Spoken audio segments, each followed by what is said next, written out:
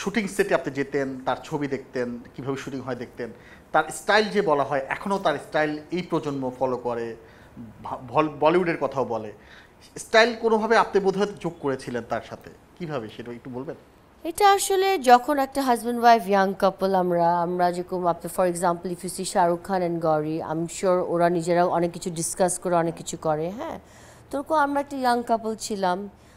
ইমনের ছবি স্ক্রিপ্টগুলো আমার হাতে আসতো, তো স্ক্রিপ্টগুলো যখন ইমন শোনাতো আমাকে, তখন আমরা ক্যারেক্টারাইজেশনের উপরে উই ইউজ টু থিঙ্ক যে না, ও বড় লোকের ছেলে হলে ওকে ঘড়ি পরানো হবে, চেইন পরানো হবে, ও স্মার্ট হবে, ও জিন্স পরবে, ও সুজন সখীর মতো একটা ক্যারেক্টার হলে ওকে লুঙ্গি পরতে হবে, যেটা সে পরতে পারতো না, তাকে সেফটি পিন দিয়ে লাগানো হতো। হ্যাঁ, তো এরকম অনেক কিছুই ছিল যেগুলো তখন আমরা দুজন কথা বলে আমরা এটাকে তখন ওইভাবে করতাম। কিন্তু ইমনের স্টাইলটার পিছিয়ে আমি ক্রেডিট নিব না, কারণ ইমনের নিজস্ব কিছু স্টাইল ছিল, ইমনের তো অ্যাক্টিংয়ের একটা স্টাইল ছিল।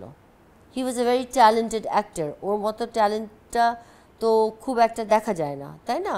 তো ওর ট্যালেন্টটা ওর জায়গায় ছিল, আর আমার জায়গাটা ছিল ওকে এনহ্যান্স করা, ওকে একটু কাপড় চোপড়, ওকে কোনটাতে অ্যাট্রাকটিভ লাগবে ওগুলো আমি একটু দেখতাম, আমি একটু ডিটেলভাবে দেখতাম, ঘড়ি, চেন, চশমা, সানগ্লাস, কাপড়, বেল্ট, জুতা, ওকে একটু বুট টুট পরাতাম। ইমনের, আপনারা জানেন যে ইমনের হাইটটা একটু কম ছিল, তো অনেক সময় অনেক অ্যাক্ট্রেসকে বড় সড়ো লাগতো, তখন একটু বুট টুট পরানো, একটু ওই এইটুক আমার ইনপুটস ছিল, whatever it was with Emon. কিন্তু ইমনের স্টাইলটা আমি ওর থেকে কেড়ে নিব না, এটা ইমনের স্টাইল ছিল।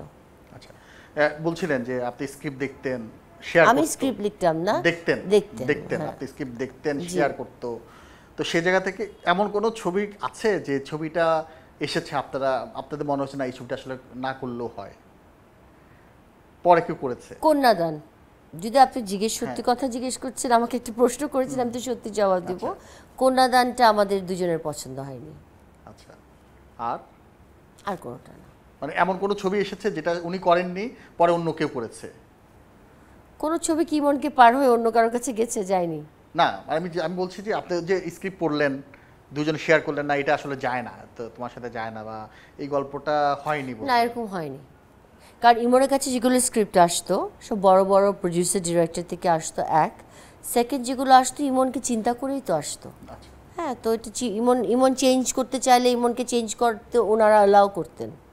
হ্যাঁ, ইমন দু একটা ডায়লগ নিজে অ্যাড করতে চাইলে সেগুলো অ্যালাউ করতেন।